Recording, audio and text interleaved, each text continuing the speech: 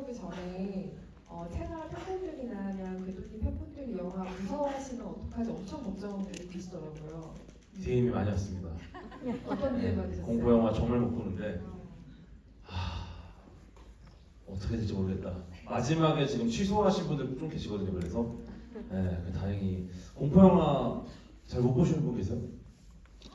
평수가 잘 못 보시는 분들이네요. 하지만 표정을 보아하고 얘기 중에 되게 만족하신 것 같은 느낌 아니에요? 고개를 절레절레 흔드시는 분도 계시네요. 네, 죄송합니다. 네, 그래도 재밌게 보셨죠? 네. 나 너무 재밌게 봤고 저도. 네. 네. 저도 진짜 영화를 재밌게 봤고요. 일단 꿈꾸는 분들 지금 깨어나시길 바라겠습니다. 꿈꾸는 잘 깨어나라는 주문을 한번 외우고 싶은 작품이기도 하고 엄청난 활력의 최면 같은 것에 걸려있다가 깨는 것 같은 느낌을 주는 영화인 것 같아요. 오늘 보신 악마와의 토크쇼는 캐머런 케인지, 콜린 케언즈라는 형제 감독이 연출을 한 작품인데요. 형제들이 연출을 맡는 경우도 영화 업계에 적지 않게 있죠. 네, 뭐 형제였다가 이제 뭐 남매가 되신 남매였다가 분들도 있고. 자매였다가 그렇죠. 네, 자유로우신 분들도 계시고. 그렇죠. 네. 반대 형제, 포원 형제, 워쇼스키 남매, 언커튼스나 굿타임을 만든 샤퍼디 형제 같은 이 형제 감독들이 있는 아주 새로운 신선 감독의 출연이라는 생각이 이 영화가 일단 저는 무척 반가웠고요. 평소에 그 노컬처럼 공포영화 영화 자주 보세요? 너무 좋아합니다. 이게 너무 의외죠. 네. 네. 어떤 면에서 좋아하세요? 재밌어요. 단순한 말투적인 재미. 일단은 과학의 영역은 아니다 보니까 좀 완전히 내려놓고 보는 거죠. 이거는 과학 영역이 아니구나. 한번 보자. 그렇군. 악마군 이렇게. 곡성 이런 거 보시면 악마 나오죠. 아크마 딱 나오면 일본 악마군. 이런 거. 국적 정도를 그냥 네, 공정하게 궁금하니까. 파악할 수 있는. 일본 악마의 특징은 이렇군. 네, 이렇게 보는 거죠. 이 영화에 대한 반응이 그럼 어땠을지 궁금한데요. 딱 끝났을 때 어떤 반응이었나요? 저는 이게 진짜 공포다. 이거 진짜 공포구나. 사실 그 무서운 장면은 없었죠. 네, 그러니까 분위기 자체가 약간 그 무서운 분위기를 만들려고 노력을 많이 했는데 어떻게 보면은 그 실제로 이 영화상에서 무서운 장면을 만들기보다는 영화 끝나고 나서 좀 무섭더라고요. 왜냐면은 그 개개인이 느끼는 공포들이 다 느껴졌어요. 등장인물들 각각이 다 공포를 느꼈을 거고 그 공포들을 저희가 공감하게 되다 보니까 약간 그냥 귀신이 나오고 악마가 나오고 막 뭐 죽고 이래서 무서운 게 아니라 진짜 사람은 무섭구나. 이 환경은 무섭구나. 어디까지가 영화인가? 약간 그런 느낌? 네, 그래서 저는 좀 손짓했어요. 그래서 보고 나니까 약간 좀 시시한 공포 영화들이 또 많거든요. 네. 공포 영화 같은 경우에 공포 방정식이라는 게 있어요. 얘기해도 되나 근데? 제가 분량이 어디까지인지를 몰라서 제가. 네, 제가 많이 길어지면 옆구리로 찍을 거예요. 알겠습니다. 그 공포 방정식이라는 게 있는데 그 인간이 이제 공포를 느끼는 것부터 생각을 해야 됩니다. 공포를 언제 느끼는가? 우리 뇌에 편도체라는 게 있어요. 편도체가 어서 욕하는 거든요. 아시죠? 아이씨 제가 살짝 들은 거 알죠? 같은데 아셨던 것으로 읽겠습니다. 네, 어쨌든 이 편도체라는 게 우리가 이제 위협을 느끼거나 어떤 위기에 빠졌을 때 이제 활성화가 됩니다. 그럼 이제 교감신경을 활성화시켜요. 그렇게 되면은 심장박동이 엄청나게 빨라집니다. 왜냐면은 원피스 보셨죠? 원피스. 네. 루피가 싸우기 전에 기어 2 뭐 3 하지 않습니까? 엄청 펌프질하는 거 심장을. 왜냐면 내가 이제 몸을 빨리 움직여서 이 위기 순간을 극복해야 돼.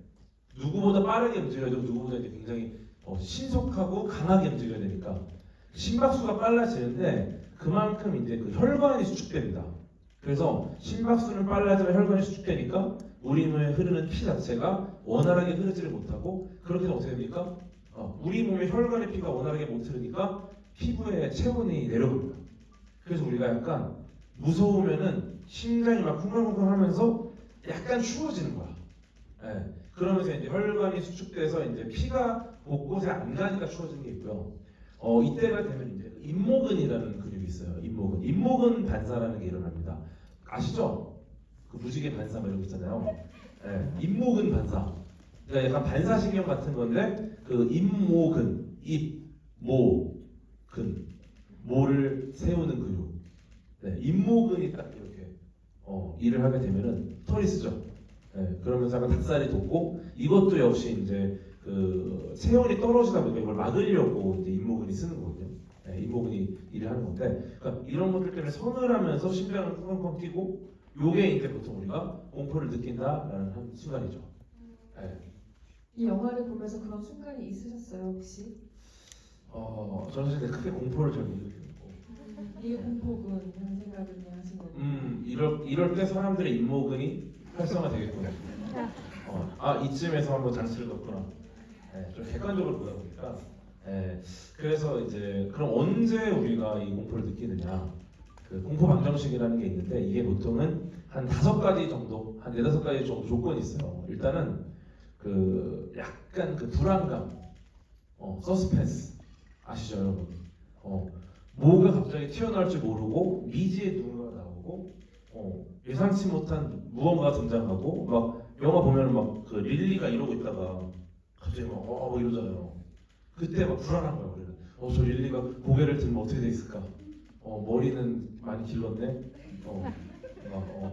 K-pop 팬인가? 이러면서 막 이러다가 그런 것들이 이제 계속 우리 공포감을 또 불러일으키고, 그 다음에 이제 그 환경적인 요인. 우리가 언제 공포 느끼는지 아시죠?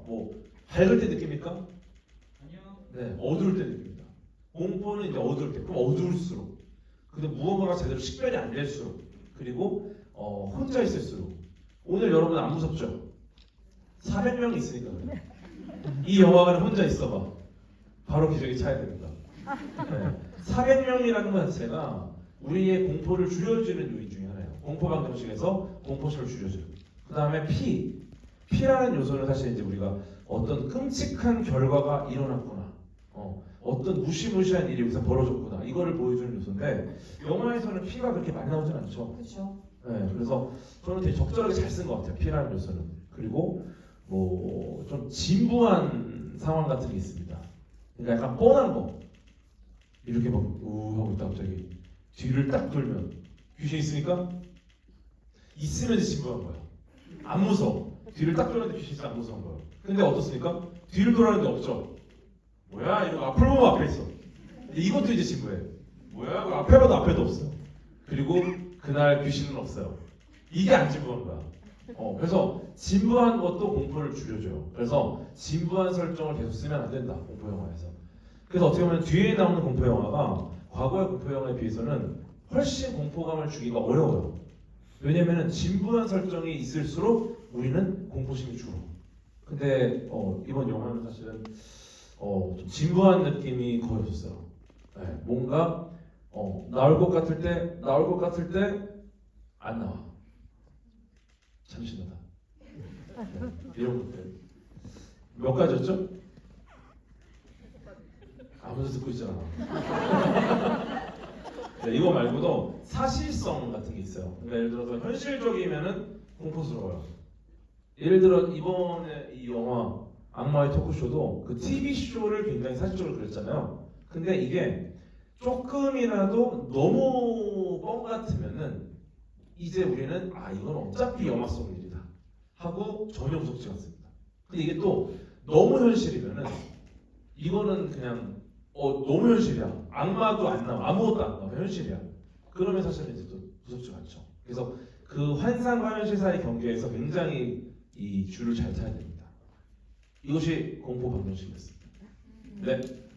제가 지금 5가지 문과인 사람으로서 지금 뇌가 막 희미해지려고 하는 기분을 막 느껴가면서 옆에 앉았는데 임모근 말고 진짜 머릿속에 많은 게 지워지긴 했는데요. 네. 임모근이 좀 쓰신 것 같아요. 네, 그런 것 같습니다. 네. 무서우신가요?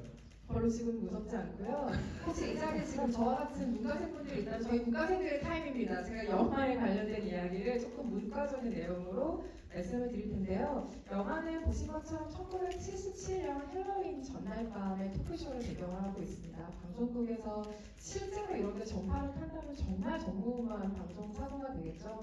역대 최악의 방송 사고라는 컨셉으로 말씀하신 것처럼 정말 참신한 설정 아래 출발하는 영화인데요. 47년간 숨겨졌던 그날의 진실이 공개된다라는 컨셉트를 영화가 가지고 있습니다.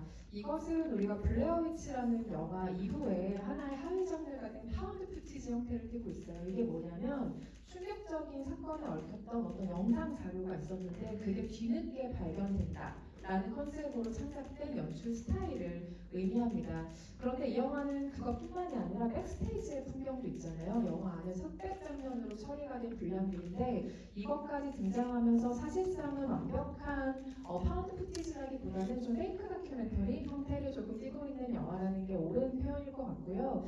백스테이지 장면이 생략되는 게 더 낫지 않았을까라는 생각을 전 영화를 보고 잠깐 하긴 했었어요. 오히려 그게 저도 흥미롭지 않았을까. 네. 백스테이지가 그리고 구도가 너무 잘 찍어서 그렇죠. 누군가 이미 너무 네. 영상을 찍고 있다는 느낌. 원래는 막 그냥 내려놓은 카메라에 막 이렇게 막 밑에서 속 잡히고 막 이래야지 재밌는데 너무 막 잘 찍었어요 백스테이지를. 그래서 그렇죠.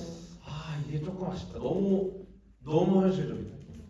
그게 왜였어야 했을까? 왜 이게 백스테이지 장면이 필요했을까에 대한 이유를 생각하기 시작했습니다. 근데 제가 생각하는 이유는 실제로 무슨 일이 일어나고 있었는지를 그 팩트를 알려주는 것이 영화가 너무 판타지가 되는 것에 대한 알리바이이기도 한 것 같아요.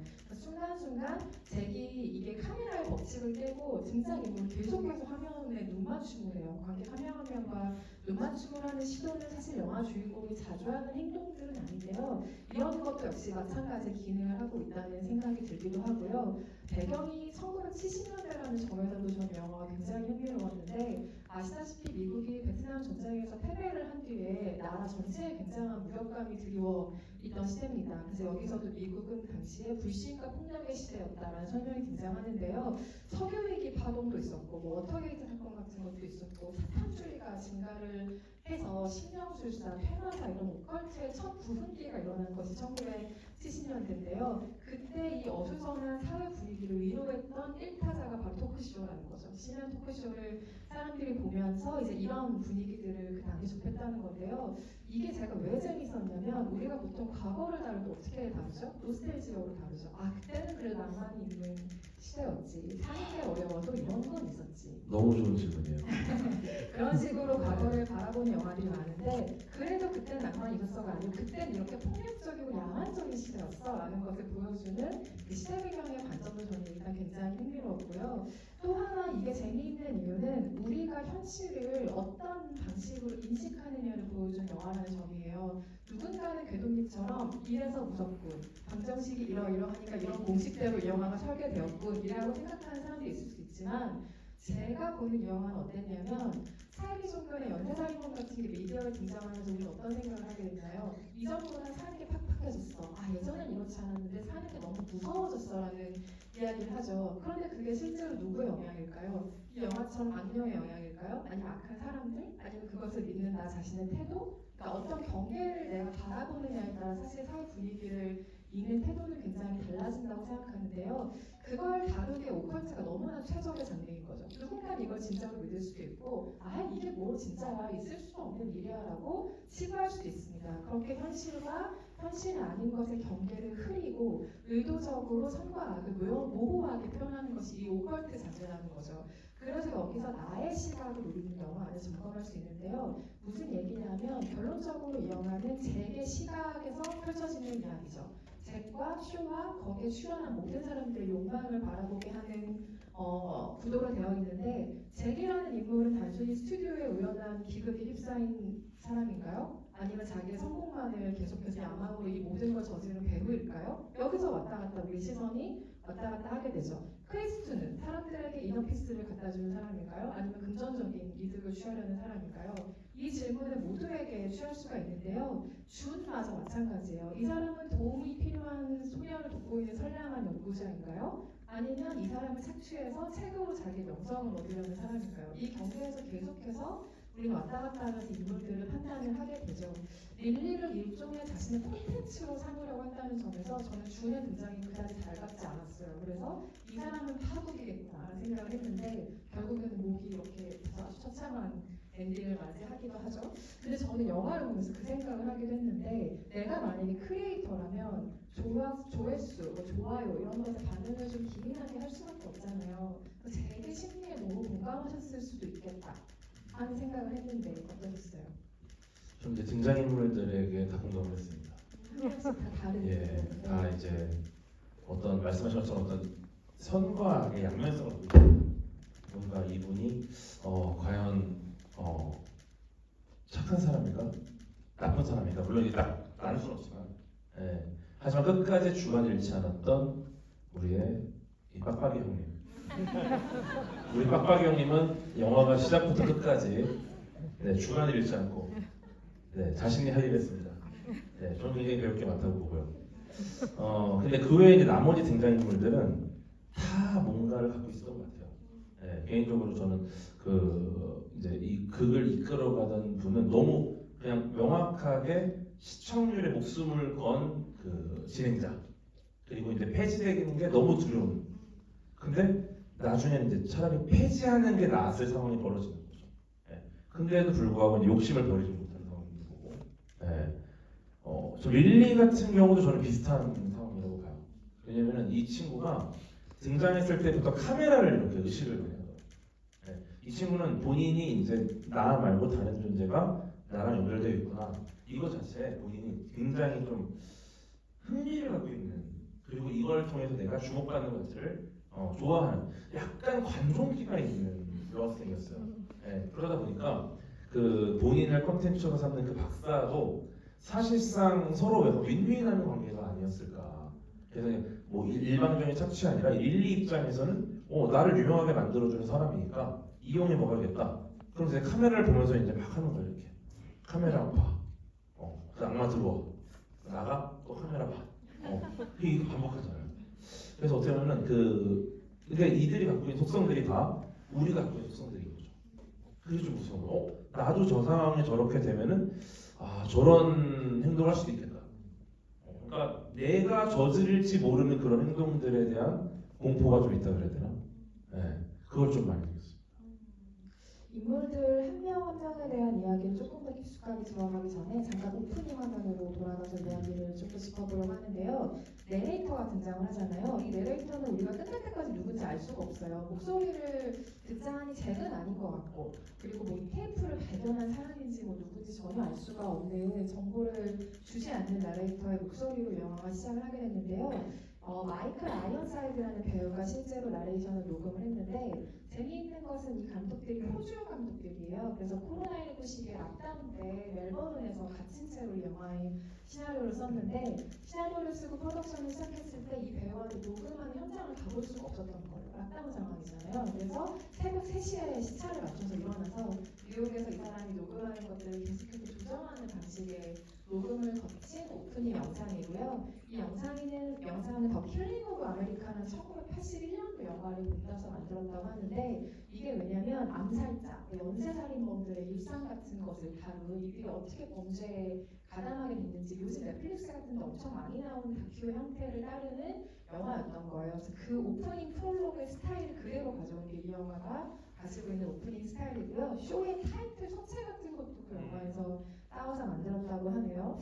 이 영화의 촬영은 한 스튜디오에서 20일 정도 한 번에 촬영을 한 작품이고요. 어떤 식으로 촬영을 했을지가 대강 상상이 되시죠? 실제로 TV쇼 촬영처럼 3대의 카메라를 두고 카메라 감독들이 카메라를 잡은 채 촬영을 한 거고요. 처음에는 옛날 카메라로 그대로 그 질감을 표현하고 싶었다고 하는데 상황이 여의치 않아서 요즘 찍는 방식의 디지털 카메라를 사용을 했고 대신 그 영화 스태프의 여러 직무 중에 DP라는 직무가 있어요. 이게 뭐냐면 그 넷플릭스에서 말하는 DP랑은 다른 건데 촬영과 조명을 한 번에 담당하는 역할이라고 생각하시면 돼요. 이게 할리우드에는 굉장히 일반화된 시스템인데 한국에는 그렇게 하실 수 있는 촬영 감독이 몇 없어요. 능력이 안 돼서가 아니라 처음부터 직무가 좀 구분돼 있기 때문인데 이 영화인 넷플릭스라는 촬영 감독은 DP 역할을 했어요. 촬영과 조명을 전부 담당을 한 거죠. 그래서 그 시대에 오래된 카메라를 가지고 올 수는 없지만 내가 조명은 그때 걸 해줄게.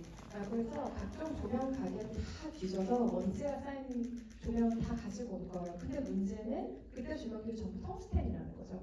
그럼 좀만 켜놓으면 열기가 너무 뜨겁기 때문에 그 아래에 누가 있을 수가 없는 상황이 됐는데 어쨌든 그런 식의 텅스텐 조명들을 사용해서 그 시대의 분위기를 조금 질감을 낸다거나 하우스 밴드를 동원해서 실제로 라이브 연주를 하면서 진행을 한다던가 우리나라는 그게 SNL에서 자주 볼 수 있는 풍경이라고 맞아, 저도 하죠. SNL에서 이렇게 만들면 재밌겠다라는 느낌을 좀 그쵸. 받았어요. 방송사고가 네, 없이 신동엽 씨가 이제 나중에 이제 점점 망가지면서 이걸 컨셉으로 뭔가 해도 굉장히 재밌어요. 재밌을 것 같아요. 네.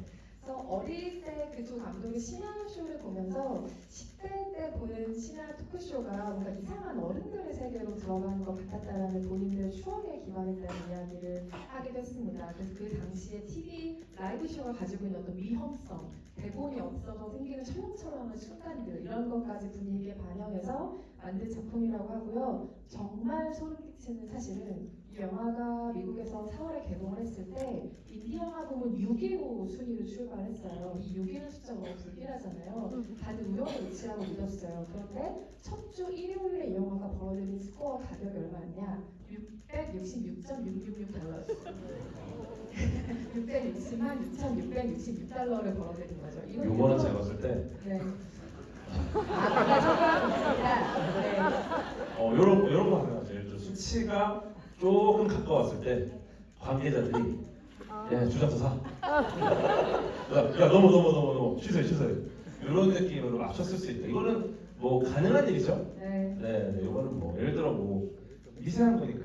그리고 방송 만약에 쓸 수도 있지만 그렇죠. 지시는 전 어머니. 네. 그리고 이거는 박스오피스 모조라는 집계 사이트를 가시면 이 기록을 다들 확인을 하실 수가 있고요. 대신 주말 총액, 그러니까 뭐 통일 이렇게 양일간 벌어들인 금액은 280만 달러였다고 하는데 어쨌든 하루에 그런 기록을 세우셨다는 게 정말 이 영화의 놀라운 부분이기도 하죠. 그리고 여기서 잭을 연기한 데이비드 다스말치안이라는 배우는 이런 일화를 겪었다고 하는데요. 촬영장 안에서 두 감독을 실망시키고 싶지 않다는 압박감이 이 사람이 너무 심했던 거예요. 그러니까 이 사람이 진행을 하는 방식으로 극이 이끌어가잖아요. 그리고 영화 중간에 보시면 오컬트 물체들이 막 이렇게 올라온 테이블이 막 흔들리는 장면이 있어요. 그래서 그 장면을 찍을 때도 정신 똑바로 차려야 돼, 나 이거 잘해야 돼라는 생각을 배우겠다고 하는데 그 당시에 무대 여기저기에서 사람들이 막 벽을 두드리는 소리를 이 배우가 들은 거예요. 그래서 누가 저렇게 벽을 두드리나 하고 나서 촬영 끝났을 때 아니 벽을 두드리는 건 포트에 없었는데 누가 두드린 거죠? 라고 했더니 아무도 두드리지 않았다는 이야기를 들었다고 합니다. 두드렸습니다. 시간을 들었다. 왜냐 안 두드렸는데 두드린 소리가 나는 것보다 두드려 놓고 나 아닌데? 이게 더 쉬워요. 그러니까 우리는 오카의 왼손이라고 좀 더 단순한 걸 믿는데 아무도 안 두드리는데 두드린 소리가 나. 이런 건 너무 어려운 일이거든요. 근데 두드렸지만 안 두드렸어. 심플하지 않습니까? 오늘 저 쉽지 않네요. 어렵네요. 아니 근데 이분이 그 주연을 맡은 게 별로 없지 않나요? 그렇죠. 조연이 굉장히 많으신 분인데. 맞아요.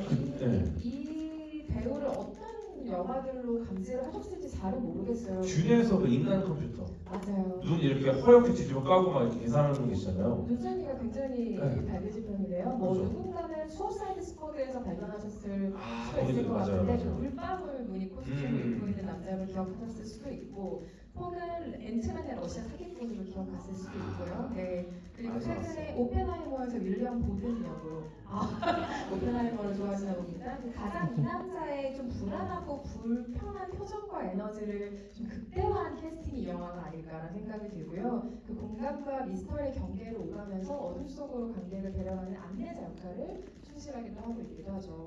아까 그중 인물들 얘기가 잠깐 등장을 했는데 그들의 감정을 기반으로 한 공포의 뇌과학에 대해서 조금 더 얘기해 주실 부분이 있어요? 일단은 그 등장인물들은 다 공포를 느낍니다. 그잭 같은 경우는 이제 계속해서 이제 본인의 위치와 본인이 이끌어야 되는 그 부담감과 그 사이에서 공포를 느끼는 거죠. 그리고 뭔가 그 벌어졌으면 좋겠다. 아까 말씀드린 그 공포 안정식에서 약간 불안감 그건 있는 거예요. 근데 또 실제로 이게 벌어져서 문제가 생기면 이제 어떡하나 이런 것도 오는 거고. 그래서 다양한 등장인물들이 각각 다 이제 어떤 공포를 느끼게 되는 건데 특히나 이제 그 과학자 약간 좀 어설픈 과학자 같은 분 한 분 나오시잖아요, 그죠? 그 마술사 출신의 회의론자 네, 네, 약간 말씀하시는 거죠? 그 이름이 키마이클, 네, 네 카마이클 죄송합니다. 이름 좀 이상하죠? 네, 아무튼 그 이상하신 분. 카마이클 헤이글이라는 헤이글. 네, 이 사람은 이제 그 수표를 쓰는 네, 사람이고 맞아요. 그 검은 물질을 이렇게 토하는 사람은 크리스투라는 아 크리스투는 이제 초반에 이제 토하신 분, 토하다 가셨죠? 네. 토하다가 토하다 가신 분, 네, 토하다 가신 분은 이제 그만 갔으니까. 네. 그거 말고 그 어쨌든 그 과학자 역할, 회의론자, 과학자적인 어떤 회의론자 역할 하셨던 분이 그 사실 조금 너무 황당한 것들이 좀 많았던 것 같아요. 어떤 면에서 그렇죠? 그 일단은 그 제임스 랜디 아시나요 혹시? 마술 사냥꾼 해가지고 막 초자연적인 현상을 내 눈앞에서 보여주면 내가 뭐 얼마를 주겠다. 근데 이제 돈을 한 번도 안 줬대요. 그냥 뭐 안 주려고 이 안 온 거겠죠? 근데 이제 이것들을 막 하나하나 이제 좀 이렇게 파헤하면서 이름을 좀 남기신 분인데 그분하고 리차드 도킨슨 아세요? 이기적 유전자라는 책을 쓴 아주 대표적인 회의론자. 예, 그 둘을 섞어놓은 것 같은. 근데 재밌는 게 그 리차드 도킨슨이 그 이 과학계에서는 종교계랑 많이 싸웁니다. 근데 보통 이제 과학자들은 약간 어떤 식의 싸움이 벌어지냐면 종교계에서는 이렇게 얘기합니다. 야 이거야. 그러면 이제 과학자는 그럴 수도 있지. 아닐 수도 있지. 이런 느낌이 있죠 원래. 왜냐면은 과학자는 확신하는 그룹은 아니에요. 일단 내가 모를 수 있다, 내가 아닐 수 있다라는 거를 하나 생각하는 그룹이기 때문에. 근데 이제 리차드 도킨스는 좀 다릅니다. 이거야. 그럼 아닌 거. 아니야. 이렇게 말하는 사람이에요. 그러다 보니까 그 종교인들 그리고 심지어 이 아니다라는 말을 하는 과정에서 상대가 모멸감을 느낄 수 있을 만큼 너무너무 명확하게 그 아닌 부분을 판에서 긁어내요. 네, 그러니까 약간 악마라고 불리거든요. 종교에서는. 네, 약간 악마 같은 존재. 그러다 보니까 좀 그런 컨셉을 잘 가져와서 막 이렇게 이 극에서 활약을 하시죠. 네, 근데 제일 아쉬웠던 캐릭터기도 해요. 저는 개인적으로. 너무 자신의 의견에 몰입해 있기 때문에 네, 그 과학자라면은 기본적으로 내가 틀릴 수 있다라는 마인드를 가지고 있어야 되는데 과학자의 캐릭터와 마술사의 캐릭터를 가져와서 만든 분이라면은 기본적으로 약간 그런 마인드가 있어야 되는데 그냥 무조건 본인이 맞다. 모든 게 다 잘못됐다. 내가 무조건 맞다는 얘기가 그게 좀 아쉬웠어요. 실제로 이 카마이클이라는 캐릭터는 집단까지 이끌고 있는 사람으로 등장하잖아요. 그래서 본인을 소개를 할 때 초자연 현상을 조사하는 국제과학수사연맹이다 이렇게 맞아요. 이야기를 하기도 하고 그러니까 실험을 통해서 속임수와 초자연 상황을 구분하겠다는 목적이 되게 뚜렷한 사람이고 중간에 내가 뭐 아니티빌 조사도 갔었어 뭐 에드와 로레인 원에는 같이 가길 거부했어 이런 얘기 나오잖아요. 귀가 밝은 분들은 빨리 캐치하셨겠지만 이 원의 부분은 실제 컨저링의 실제 사연을 가진 부부 모델로도 유명한 이름이기도 하죠. 그리고 이 아니티빌은 뉴욕 외곽에 위치한 마을 이름인데 여기서 온가족 살인 사건이 벌어졌던 실제 사건이에요. 영화도 있잖아요. 맞아요. 이게 네. 공포 영화에 엄청난 영향을 미친 사건인데 그 가족의 아들이었던 한 20대 초반의 범인이 제가 어떤 목소리 때문에 가족을 다 죽였다. 그러니까 총기난 살해서 죽였다고 했던 그 사건으로부터 아미티빌 호러 그리고 이 영화에서 영향을 받는 굉장히 다양한 영화들이 파생이 돼서 사실 이분은 오컬트에 대한 되게 많은 정보를 주는 역할을 영화 안에서 담당하고 있기도 한데 거기서 제게 그런 걸 물어보잖아요. 우리보다 크고 신비로운 존재를 믿으면 안 되나요? 가로 열고 믿으면 뭐 어때? 이런 식의 이야기를 이 사람에게 했을 때 그렇다면 흥미로운 세상이 되겠죠. 뭐 숟가락 구부리거나 막대기로 수액 찾거나 이런 세상이 가능하겠지만 나는 사기꾼들을 폭로할 거다. 그리고 통계적으로 바보들이 미끼를 물게 돼 있다. 라는 말로 오컬트를 사랑하는 사람들의 마음에 너무 상처를 주긴 합니다. 어떻게 저런 말 할 수가 있지? 근데 그 오컬트 회의주의를 과학적으로 어떻게 설명할 수 있나요? 그러니까 사실은 이제 예시로 든 그 뭐 숟가락을 구부린다든지 뭐 수액 찾는다, 엘로드, 다우징 로드 같은 거 이런 거는 사실 대표적인 유사과학이라서 이게 예시를 듣기 맞나라는 생각이 좀 들고 일단은 그 확신에 차 있는 거가 조금 아쉬웠어요. 네, 기본적으로 과학자가 가져야 될 거는 확신이나 신념이 아니라 호기심이거든요. 예를 들어 내가 갖고 있는 생각에서 뭔가 다른 부분이 일어날 가능성이 있다. 그럼 과학자는 이거에 일단 궁금증을 품어야 됩니다. 뭔가 벌어지면 내가 이거를 이거는 사기야. 확실해. 내가 이거를 보여주겠어. 이게 아니라 이런 게 가능하다면 이거를 검증해서 어떻게 실험할 것인가를 생각해야 돼요. 근데 그 부분이 완전 배제돼 있다. 왜냐면은 실제로 아까 말씀하신 것처럼 이제 오컬트나 뭐 여러 가지 그 사람들을 현혹시키는 것들이 좀 사회적으로 인기를 끌었던 시기가 있어요. 예를 들어서 분신사바랑 비슷한 거 있잖아요. 우리가 이제 테이블 이렇게 사람들이 모여서 이제 뭐 손을 잡고 아무도 테이블을 흔들지 않았어. 근데 테이블 흔들려요. 그럼 이제 온 거야. 온 거. 그래서 왔다 이러면서 막 이렇게 한단 말이죠. 근데 요거를 최초로 파해한 분이 마이클 페러데이라는 물리학자거든요. 영국 물리학자. 이분이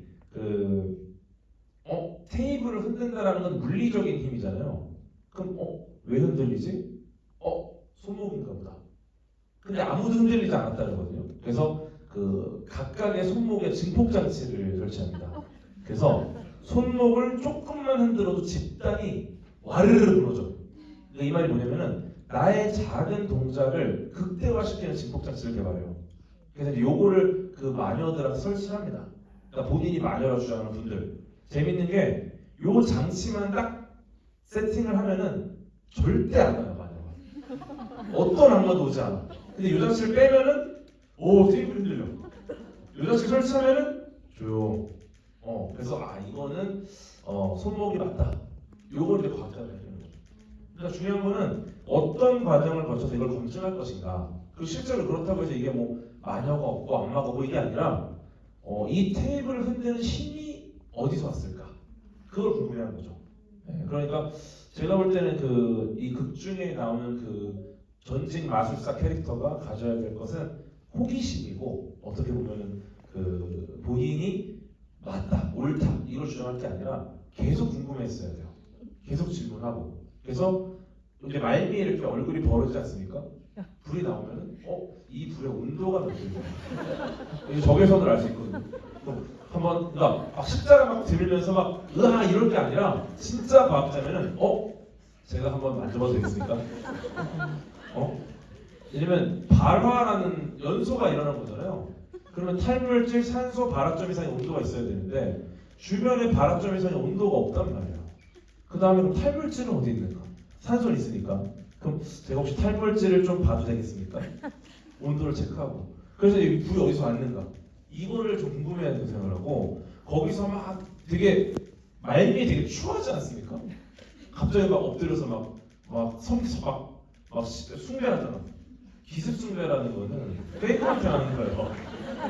응? 페이커한테 해도 돼. 하지만 악마니까 궁금해야 돼. 왜 이런 일이 벌어졌지? 얼굴이? 근데 그게 저는 조금 어색했어요. 혹시 나중에라도 살면서 안경을 꼭 맞을 기회가 있다면 궁금증을 꼭 풀어서 저희에게 설명해 주시면. 저는 어린 시절부터 고대하고 있습니다.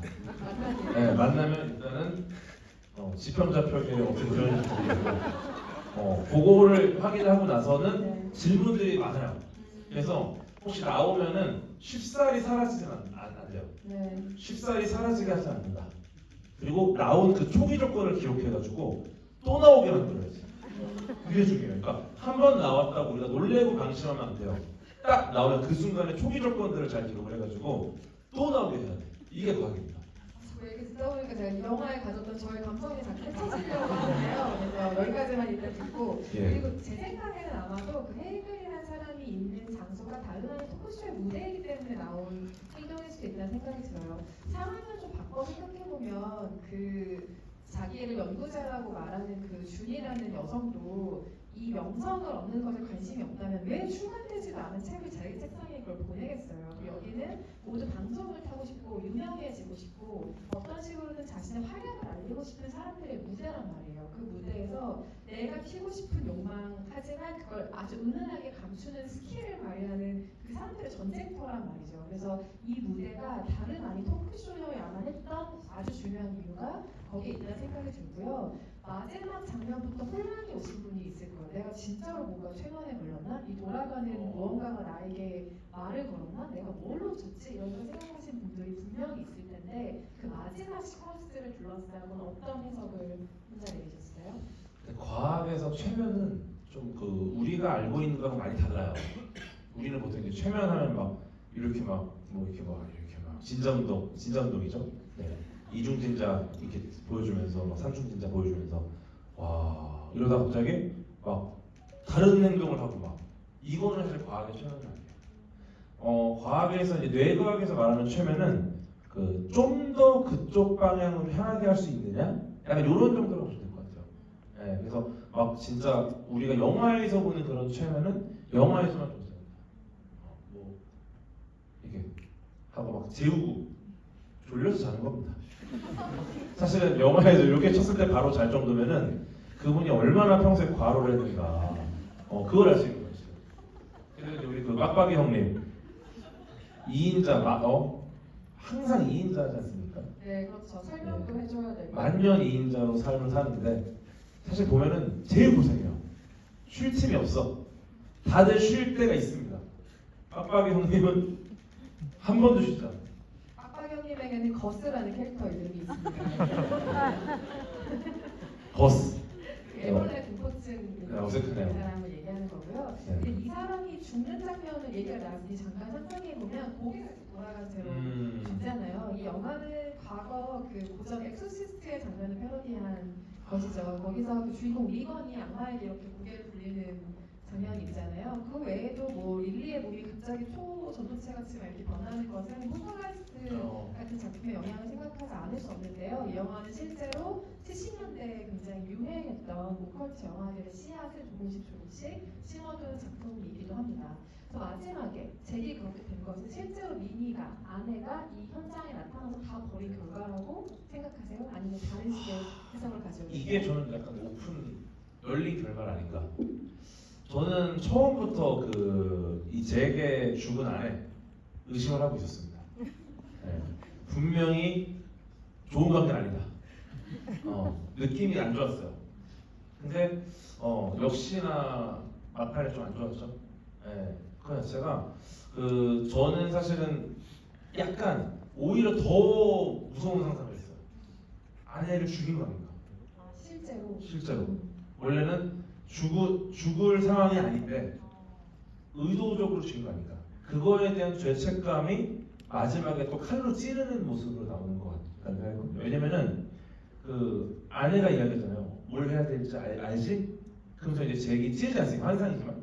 근데 사실은 안락사라는 거는 사실 굉장히 많은 과정을 거쳐야 되는 거고 개인이 그렇게 원한다고 죽일 수 있는 건 아니에요. 근데 아마도 잭이 아내를 죽였을 것이다. 근데 그거에 대한 죄책감을 덜기 위해서 이거는 아내가 원했던 것이다라는 식으로 본인이 상상했을 것 같아요. 아내가 고통스러우니 나한테 죽여달라고 했구나. 실제로는 본인은 그 박사랑 불륜이잖아요. 그러니까 박사랑 불륜인 자신이 이제 좀 더 활개를 치기 위해서 아내를 죽인 건데 이거에 대한 죄책감을 덜기 위한 부분이 마지막에 구현된 게 아닌가. 네, 이런 생각을 하니까 너무 혐오스러운 거예요. 잭도. 그게 너무 무서운 거예요. 이것까지는 아닌가? 저는 그렇게 바라봤어요. 물론 영화를 보신 분 각자의 해석이 있을 거예요. 이 해석이 정답이라고 말씀드리는 건 절대 아니고요. 기이할 만큼 메들린에 대한 정보를 처음부터 많이 준단 말이죠. 담배를 피운 적이 없다. 그런데 폐암진 날에 달았다. 뭐 이런 식의 이야기로 시작을 해서 저는 또 속으로 저런 요리를 너무 많이 했구나 이 생각을 그래서 하고 있었는데 원래 간접 흡연이 더 안 좋아요. 그렇죠. 네, 그렇기도 하고요. 3배에서 안 좋기 때문에. 근데 처음에는 이게 너무 그 인고 부부를 갈라놓는 슬픈 운명 같잖아요. 한쪽이 아파서 세상을 떠나고 막 이런다는 것이. 근데 이후에 저는 이게 잭이 성공을 하기 위해 지불한 대가라는 것이 아내의 질병과 죽음이었구나라는 생각을 하게 됐는데요. 실제로 쇼에서 가장 좋은 반응을 얻었던 에피소드도 아내의 투영 사실을 공개하고 부부 생활을 공개한 에피소드였잖아요. 저는 이게 단순한 이 둘의 사연이라기보다 잭의 성공의 이 여자가 얼마나 훌륭한 기여를 했는지에 대한 아주 의도된 의유라고 생각을 했고요. 그렇다면 메들린이 꿈 꿈틀씨인가, 그 릴리의 몸에 들어가 있던 꿈틀씨인가는 좀 다른 문제인 것 같은데, 일단 릴리가 의심스러운 얘기를 하죠. 우리 키 큰 나무들 사이에서 만났잖아. 막 이런 얘기를 제게 하기도 하고, 어떻게 가만히 보고만 있을 수가 있어? 막 이런 얘기를 제게 하기도 하는 걸 봐서는 릴리인지 꿈틀씨인지 실제로 안에 미니인지를 좀 오가는 헷갈리는 상황들이 후반부에 펼쳐지는데, 뭐 물론 미니일 수도 있고 의식에서 불러낸 악령일 수도 있겠죠. 그 가만히 보고만 있을 수 있어는 아내가 맞지 않나요? 그렇죠. 아내일 수도 있죠. 제가 볼 때 직접적으로 죽이지 않았어도 네. 죽는 상황에서 구하려고 하지 않았을 가능성이 높다. 저는 그 판단했어요. 그럴 수도 네. 있죠. 근데 살해는 아니더라도 네. 아마 뭐 약이나 뭐가 필요할 때 하지 그냥 않았을 수도 그대로 있고. 뒀다. 네. 어. 근데 어쨌든 잭은 그런 인간의 생명을 포함해서 자기가 어떤 식으로든 희생을 치를 의향이 있는 사람이었을 거예요. 성공을 위해서 대가를 지불한 사람인데, 이후에 환상에서 말씀하신 것처럼 메들릭이 남편한테 하필이면 그 아브라사스 교단의 단검으로 자기를 찔러달라는 요청을 하잖아요. 그래서 그녀의 고통을 끝내주려고 했던 그 상상 속의 무언가가 현실에서는 릴리를 찔러서 죽이는 것으로 마무리가 되는데, 이것은 전 어쩌면 잭에게 누명을 씌운 미니의 복수일 수 있다. 살인범 한번 대봐라. 이런 복수일 수도 있다고 생각을 했고, 그것은 아마 자기의 자유의지와 삶을 다 강탈당하는 것에 대한 죗값을 치르게 하려는 응징일 수도 있고, 결과적으로 이 잭은 자신이 참여했던 그 그로브 의식의 최종 재물이 된 것 같은 마지막 모습으로 끝맺는 영화의 장면이 아닐까. 그래서 마지막에 송출 오류 이런 자막이 나오다가 So it is done, 다 끝났어 이런 식의 자막으로 바뀌는 장면에서 아마도 이런 흐름이지 않을까라는 저만의 해석을 한번 내려보았습니다. 메들린도 남편의 불륜을 알았을 것이다 라고 생각합니다. 왜냐면은 저는 제일 좀 이해가 안 됐던 그 맥락이, 이제 암투병 때 나와서 이야기를 하면서 너무너무 좋은 남자야 이러면서 무대 뒤에서 벌거벗은 모델들을 봤다. 근데 갑자기 정말 사랑해 막 이래도 무슨 말이야 이게? 맥락이 이상하지 않았어요? 무대 뒤에 벌거벗은 모델들을 보던 잭, 어떻게 이 남자를 사랑하지 않을 수 있어? 무슨 말이에요 이게? 이거는 사실은 놀리는 거거든요. 딴 여자 보는 남편, 이 남자를 내가 어떻게 사랑하지 않을 수 있어? 이거 죽이겠다는 거거든요. 그렇죠. 소위 엿먹이는 네. 거죠 사실. 그래서 이거는 아마 알고 있었다. 그래서 오히려 역의 역을 더 돌렸다. 그래서 분명히 알고 있었고, 그래서 이제 원한이 있었고, 이게 아마 잭에게도 이 원한이 좀 전해졌을 것 같아요. 네, 그래서 뒤로 가면서는 이제 그것들이 막 섞이면서 마지막에는 악마는 원래 없었다 일 수도 있어요. 그러니까 실제로 여기서 벌어진 모든 일이 그냥 잭이 한 거죠. 잭이 이제 시청률에 이렇게 돌아갔고, 빡빡이 형 머리 한번 돌리고, 그다음에 그 박사 목걸이를 목 졸라서 이렇게 하고, 마지막에 릴리 칼로 찌르고, 그러고 나니까 뭐야 정신을 차리고 나니까 일종의 약간 조현병 같은 병이 생긴 거죠. 너무 극심한 스트레스 때문에. 그러니까 이게 과학에서는 좀 더 명확한 해설일 수 있어요. 악마가 실제로 있느냐? 그게 아니라 실제 그 상황을 딱 보면은 카메라에 찍었겠죠. 빡빡이랑 돌리는 거부터. 그러니까 이게 탁탁탁탁 실제로는 그냥 잭이 저지른 범죄 현장이 스튜디오였던 거고, 근데 우리는 모르죠. 네. 그래서 어떻게 보면 이렇게 그 실제 과학적으로 봤을 때는 보다 현실에 가까운 결말이었을 수 있는데, 영화상에서는 그게 악마의 등장처럼 보여주고, 그래서 어떻게 보면 진짜 악마와의 토크쇼가 이 잭의 토크쇼 아닌가, 이런 생각을 좀 해봤습니다. 혼자서 벌인 악마의 토크쇼. 그냥 자기인 거야, 자기. 잭의 토크쇼. 네가 악마다. 아픈 부인 죽게 놔뒀죠. 바람 폈죠. 그 다음에 빡빡이 형 머리 돌렸죠. 이게 악마예요. 정말 너무 나쁜 짓을 많이 한 거야. 제가 봤을 때는 정말 무서운 사람입니다. 모든 공포의 기전에는 뭐 다 그런 것은 아닌데 항상 부부관계가 얽혀있다는 게 저에게 굉장한 공포이기도 한데, 어쨌든 그런 공포까지 깔려있는 영화였습니다. 혹시 오늘 영화 보시면서 교수님에게 어떻게 보셨는지 관련해서 질문하고 싶으셨던 부분이 있는 관객분 손 들어주시면 마이크 전달해드리겠습니다. 일단 네. 사이드에 계신 관객분께 마이크 전달해주세요. 혀를 내두를 만한 질문.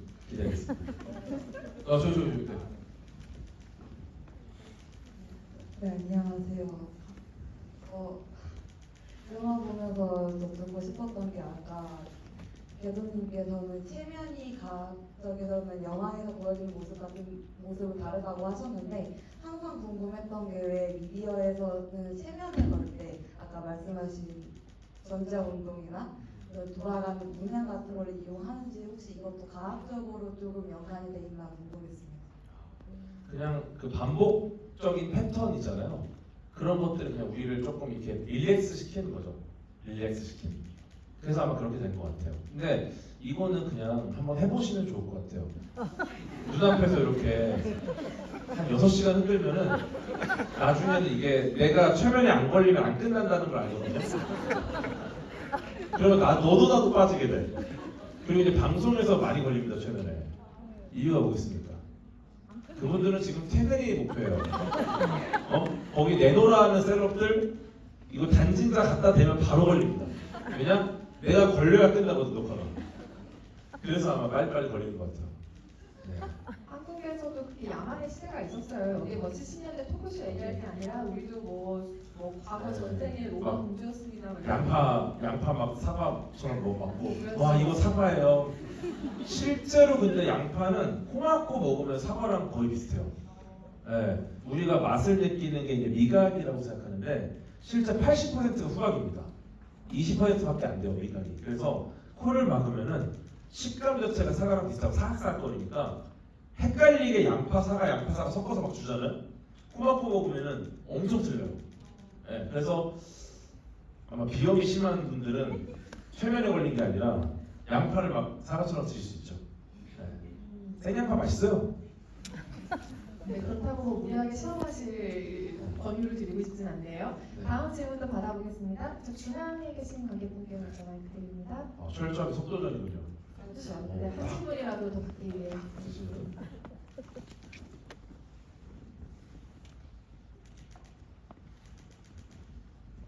혹시 이은성 기자님한테 질문 드려도 괜찮을까요? 네. 그러니까 영화가 지금 4대3 비율로 브라운관에서 보이는 것처럼 시작을 하다가 이제 말씀하셨던 것 중에 이제 백스테이지에서는 흑백 화면도 쓰고 그 이후에 이제 마지막 시퀀스에서는 플립뷰의 화면을 쓰는데 근데 이게 저는 톤을 좀 깬다라는 느낌을 받았거든요.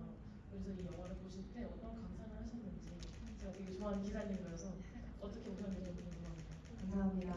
말씀하신 것처럼 영화 화면피가 한번 바뀌어요. 또 그거 좀 눈치채신 부분이 있을까요? 그러니까 오늘 그 아수라장이 한번 벌어진 다음에 갑자기 화질이 좋아지는 것 같은 느낌을 가지시는 분도 계셨을 거예요.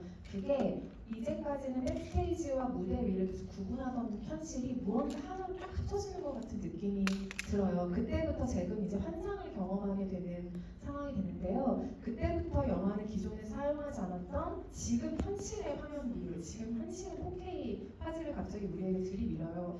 어떤 뜻일까요? 이전에 계속 오컬트에 관련된 무언가를 보여주다가 지금부터 이 영화를 다시 한번 돌이켜 보겠습니다. 리와인드 시켜볼게요. 잘 한번 주의해서 보세요. 그러면서 앞서서 던졌던 정보들을 굉장히 명쾌하게 알려주고 있어요. 그로브에서 어떤 집단 지식이 있었는지, 올빼미는 왜 등장을 했는지, 노부부가 하필이면 왜 이런 판을 돌려야 했는지 아주 여러 가지 힌트들을 주고 있죠. 해석에 따라서 그것을 명료하게 보자면 모든 것은 정말 말씀하신 것처럼 잭과 그 방송국놈들이 꿈이 여태까지 만행이었다는 사실을 폭로하는 것이기도 하고 한편으로는 시청률주의, 자극적인 것, 온갖 폭력 이런 것을 선도하는 미디어 매체를 비판하는 기능도 사실 그 장면에서 하고 있다는 생각이 들어요. 그래서 이전에 톤과 너무 다르기 때문에 한번 톤이 깨진다는 생각을 하실 수도 있지만 이전에 살폈던 것들을 다시 한번 자세히 리와인드해서 확실하게 명료하게 살펴봅시다 하는 뜻으로 저는 받아들여지기도 했기 때문에 이 실험이 굉장히 재미있었어요. 생각보다 영화에서 화면비를 바꾸는 게 굉장한 실험이기도 하거든요. 왜냐하면 극장에서 그걸 맞춤 마스킹을 제대로 안 해줄 수도 있고 그래서 감독의 의도가 정확하게 전달이 되지 않을 수도 있고 여러 가지 사진상의 문제도 있지만 비율을 한번 바꾼다는 건 지금까지 당신들이 보고 있는 세상은 제가 다른 방식으로 보여드리겠습니다라는 감독의 신호로 이해하셔도 다른 영화에도 무방하게 적용되는 것이기도 합니다. 눈이 아주 밝으셨네요. 질문 감사합니다. 보통 아이맥스로 100%못 찍어가지고 네, 아이맥스 나오다가 화면 비율이 좀 바뀌잖아요. 네. 네, 그 정도만 봤습니다. 100% 아이맥스 찍으면 비싸거든요. 그래서 40% 아이맥스 나오고 60%는 그냥 일반 화면. 네. 다음 질문 받아보겠습니다. 다음 질문 주신 분 여기 두 번째 줄에 계신 관객분께 마이크 드릴까요? 너무 맨 뒤에 계셨는데 죄송합니다.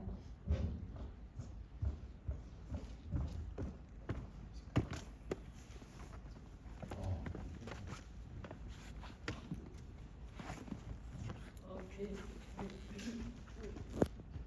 너무 좋으세요? 어떡하면 좋아요? 릴리신가요? 안 맞으셨어? 네. 말씀하시죠. 지평자크를 고정하기 위해서는 중력의 영향을 받고 또 중력의 영향을 받기 위해서는 질량이 있어야 한다고 하는데 맞습니다. 그러면은 만약에 영혼의 질량이 있고 다른 그런 신체에 들어가는 특정한 시스템이 있다면 이런 빙의 같은 것도 가능한가요?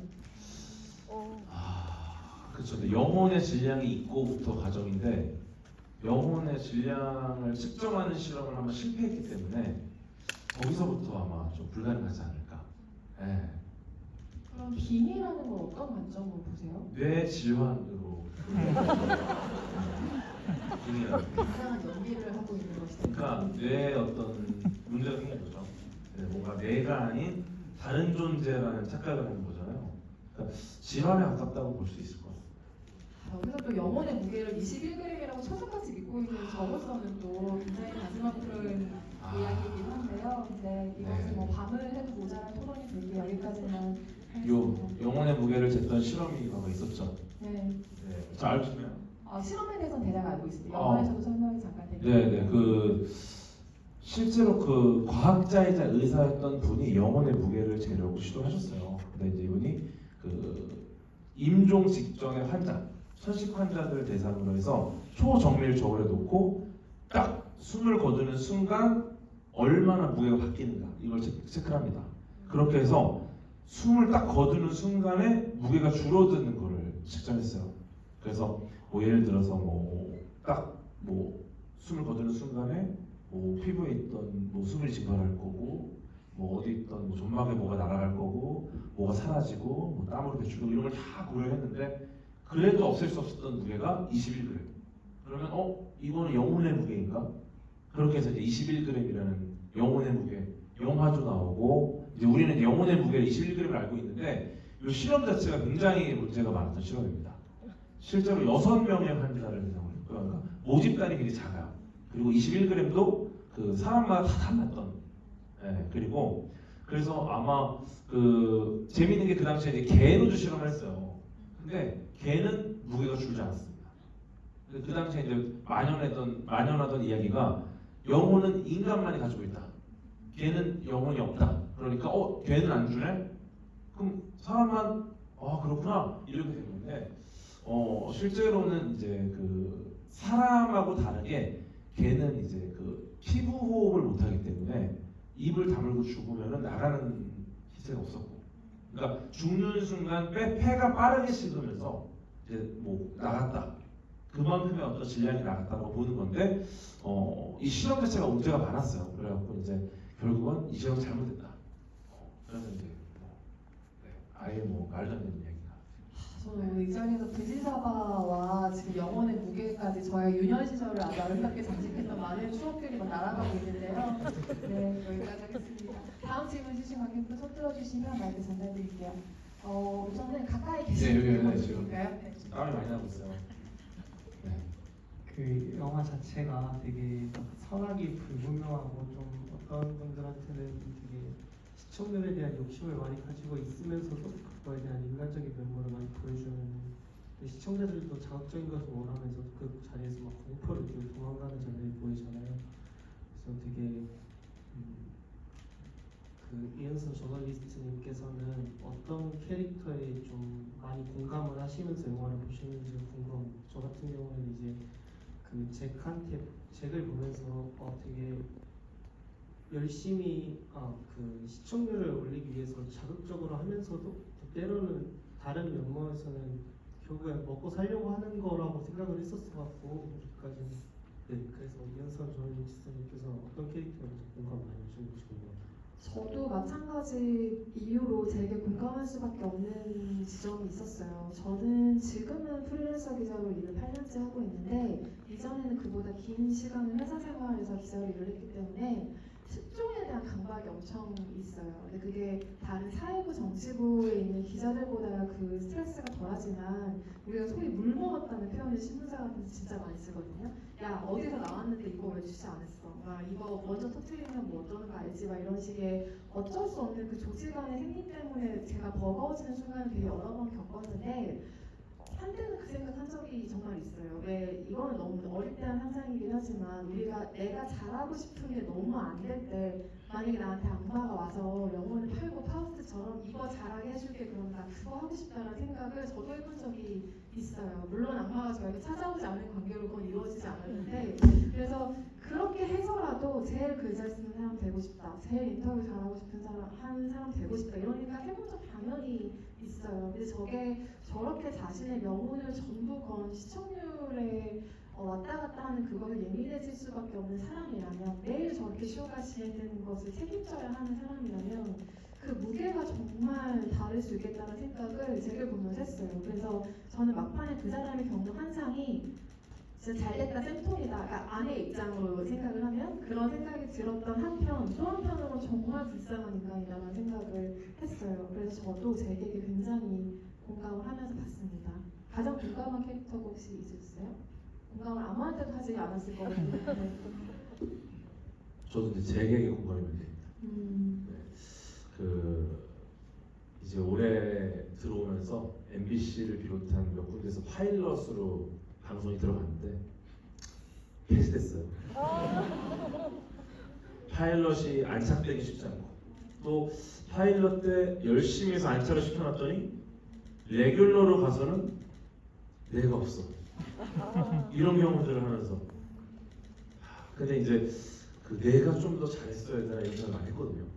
어쨌거나 이제 고정으로 있으니까 근데 그런 생각은 너무 큰 스트레스를 줍니다. 그래서 이제는 그런 생각 하지 않습니다. 잘 좀 하지. 나는 잘했는데 이런 생각을 해야 돼요. 그러지 않으면 이제 잭처럼 큰일이 나는 겁니다. 네, 그래서 지금은 그냥 뭐 아쉽다. 그 정도로만 생각하고. 네, 근데 이 당시에는 근데 그 진행자가 이 부담이 다 갔나요 원래? 그렇죠. 왜냐면 다 이름을 걸고 하잖아요. 우리나라에도 있고 이걸 기억하시는 분들이 계실지 모르겠지만 뭐 누구누구의 무슨 쇼가 아니고 잔이윤 쇼 이렇게 이름을 붙여버리잖아요. 그러면 그 타이틀을 가지고 있는 사람들이 섭외에도 관여를 해야 되고 지금 뭐 SNL에 스타들 섭외를 신동엽 씨가 발벗고 나서듯이 본인의 이름을 건 쇼에는 당연히 책임이 따를 수밖에 없었겠죠. 더 심했겠군요. 네, 훨씬 더 심한 그때는 뭐 누구나 스타가 될 수 있는 시절이 또 아니었기 때문에 그 부담감이 또 이게 무너지면 이제 뭐 내가 다른 데서는 하기 되게 어려워질 거고. 그렇죠. 혹은 뭐 방송사가 광고가 다 뺏기거나 이런 상황이 있었을 수도 있어요. 다행이네요 어떻게 보면 지금. 왜냐면 이제 뭐 케이블도 많고 OTT도 나오고 유튜브도 있으니까. 네, 다행입니다. 짧은 질문 있으시면 마지막으로 하나만 더 받아볼까요? 이쪽 사이드에 너무 마이크를 안 드렸죠? 네 번째 줄에 계신 분께 마이크 드립니다. 저 궤도님께서 객관적인 과학자 역할을 했어야 했던 그 회의론자가 좀 아쉽다고 하셨는데요. 혹시 이런 토크쇼에 초대가 되신다면 나가실 건지 궁금합니다.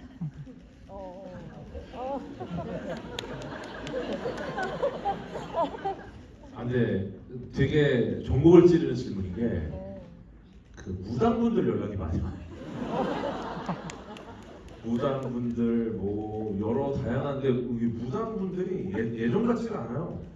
내가 알고 있던 그 무당분들이 아니야. 굉장히 세련됐습니다.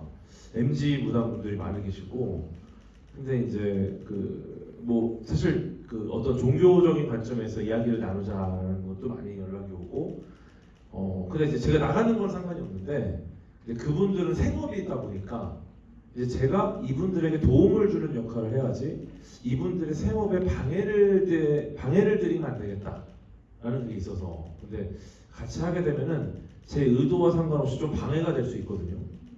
그래서 과학이라는 거는 그 모두가 좀 긍정적인 방향으로 나가는 도움을 줘야지 그냥 무조건 뭐 내가 옳고 모든 게 맞으니까 너네는 잘못됐고 이런 거는 저는 아니라고 생각해요. 그래서 어쨌거나 뭐 과학으로 설명할 수 없다고 해서 그게 의미가 없는 건 아닙니다. 과학으로 설명할 수 없다고 해도 예를 들어 과학이 절대 할 수 없는 어떤 마음의 안식을 종교가 우리에게 주거든요. 이거는 어떤 과학 지식도 해내지 못한 것들이에요. 그러다 보니까 과학이 아니라고 해서 과학적으로 증명이 안 된다고 해서 그거에 모든 가치가 없다라고 할 수는 없으니까. 그래서 예를 들어 이런 게 좀 열려있는 토크쇼면 저는 나가서 이런 대화를 할 수 있을 것 같아요. 근데 예를 들어서 이걸 과학이냐, 과학적으로 증명이 가능하냐, 뭐 이게 실제로 재현이 되냐, 혹은 이것 때문에 사람들이 경제적으로 어떤 건강상으로 여러 가지 피해를 본다. 이런 일이 있으면 그거에 대해서 확실하게 이야기를 해야 되겠죠. 근데 그게 아니라면 제가 볼 때는 뭐 다 생업이 있으니까 그분들의 역할이 다 있는 거고, 그러니까 뭐 즐겁게 이야기를 그냥 할 수도 있지 않을까, 가볍게. 근데 이렇게 막 싸우고 막 이건 가짜, 내가 똑같이 해볼게, 이거는 절대 과학자가 그러니까 모든 선택지 중에 절대 골라서 안 하는 선택지예요. 그것만 골라서 갔어요, 그분은. 참 마음이 아픈 분입니다. 아까 제가 대기실에서 관객분과 똑같은 질문을 했었어요. 혹시 이런 쇼가 있으면 나가시겠냐. 근데 그때부터 이 오늘 현장에서 했던 일관적인 말씀이 과학이 틀릴 수도 있다는 걸 전제하에 하는 건 얼마든지 가능하다였어요. 저는 그게 과학이 그러니까 지식이 굉장히 멋있는 점 중에 하나라고 생각해요. 내가 틀릴 수도 있는 걸 일단 인증하고 나의 가설 혹은 나의 논리를 설명하는 것, 이게 굉장히 멋진 일이라고 생각을 하는데 아마도 토크쇼에 초대되신다면 그러시겠죠. 그러다가 뭐 좀 되실 수도 있지만 조심해야 돼요. 네. 그러니까 일단은 그 사람들 다 의자에 팔을 묶어놓고 누가 갑자기 돌아가서 칼을 찔 수 있으니까 다 묶어놓고 물리적으로 서로 해를 끼치지 않게 해야 됩니다. 네. 저런 상황이면. 아주 어떻게 해도 깨지지 않거나 뭐 움직이지 않는 통안 같은 데 들어가셔서 안전하게 네, 진행을 그리고 이제 난리가 나도 유유히 빠져나오는 거지. 유유히 튼튼하고. 네. 그래서 이거는 제가 볼 때는 좀 안전장치가 좀 부족했다는 생각이 좀 들어요. 네. 확실한 안전장치가 있으면 그 과학적인 그럼요. 문제가 틀릴 수 있다는 가정하에 출연하시겠다고 합니다. 악마 나오면 진짜 재밌을 것 같아요. 너무 궁금한 게 많아. 정말. 근데 안 나올 거야. 말씀 소개 좀 해주세요. 어떻게 혹시 반응하시는지. 보신 분 계시면은 네. 저 전화번호 좀 주세요. 네, 뭐 농담 반 진담만 섞어서 오늘 얘기를 해보았는데요. 그만큼 엄마의 토크쇼가 너무 재미있는 영화이기도 하고 또 같이 보신 분들이랑 즐겁게 뭐 어떻게 생각해, 뭐 난 이렇게 생각해 이런 식의 이야기를 즐겁게 할 수도 있는 작품이어서 저희 오늘 좀 편하게 이야기를 나눈 것 같아요.